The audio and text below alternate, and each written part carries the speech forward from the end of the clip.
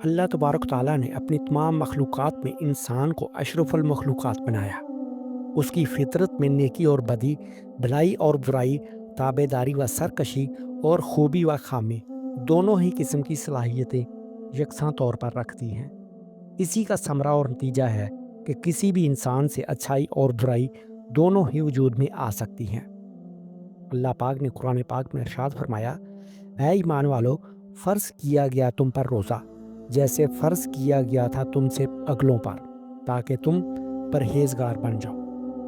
تقوی کا معنی ہے نفس کو برائیوں سے روکنا، اور اس کا سب سے بڑا ذریعہ روزہ ہے۔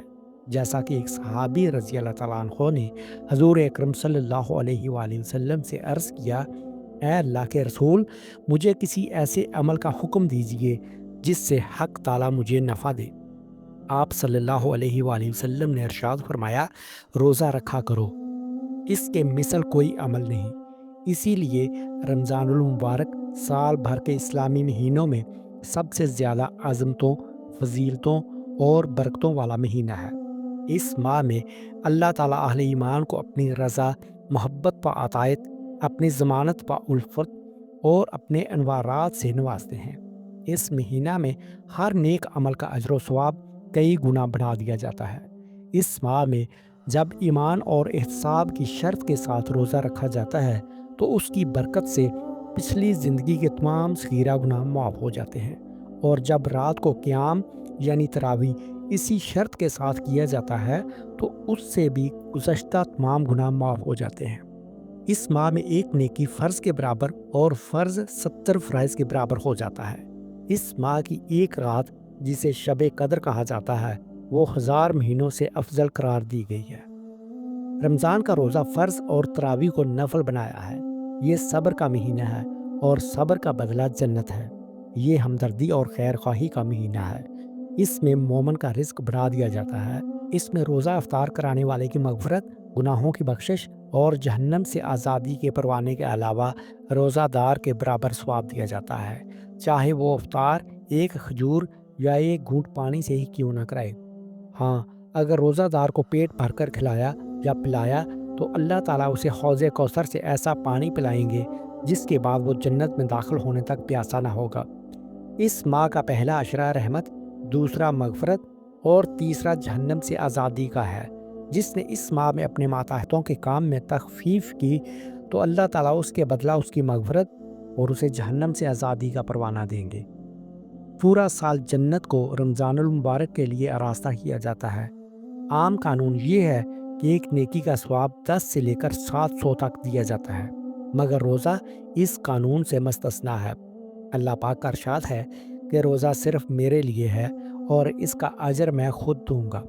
روزہ دار کو 2 خوشیاں ملتی ہیں، ایک افطار کے وقت کہ اس کا روزہ مکمل ہوا اور دعا قبول ہوئی اور اللہ تعالیٰ کی نعمتوں سے روزہ افطار کیا، اور دوسری خوشی جب اللہ تعالیٰ سے ملاقات ہوگی۔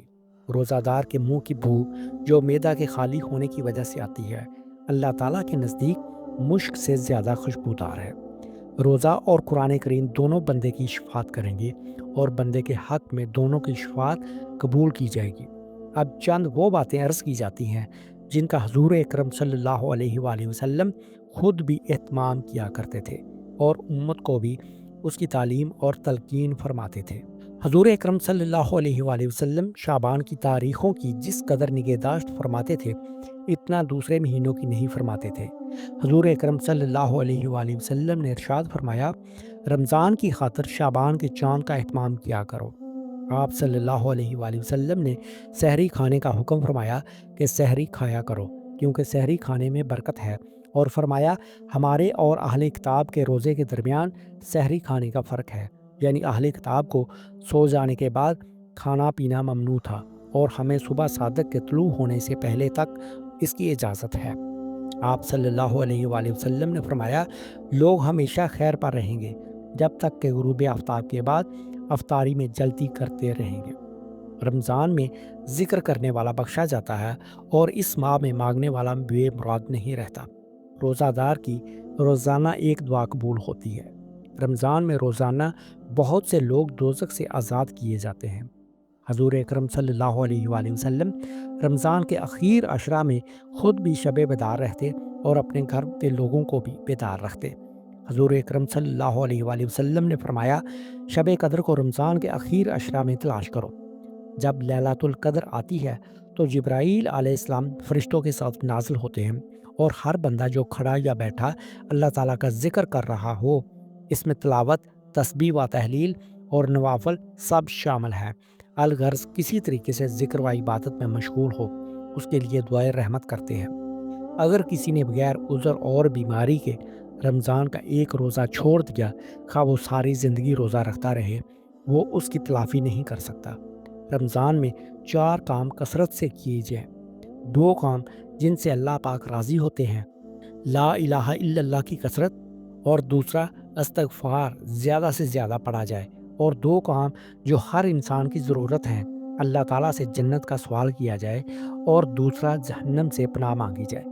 تراویح کے بارے میں آپ صلی اللہ علیہ وآلہ وسلم کا ارشاد ہے کہ جس نے ایمان کے جذبے سے اور ثواب کی نیت سے رمضان کا روزہ رکھا، اس کے پہلے گناہ بخش دیے جائیں گے، اور جس نے رمضان کی راتوں میں قیام کیا، ایمان کے جذبے اور ثواب کی نیت سے اس کے پہلے گناہ بخش دیے جائیں گے۔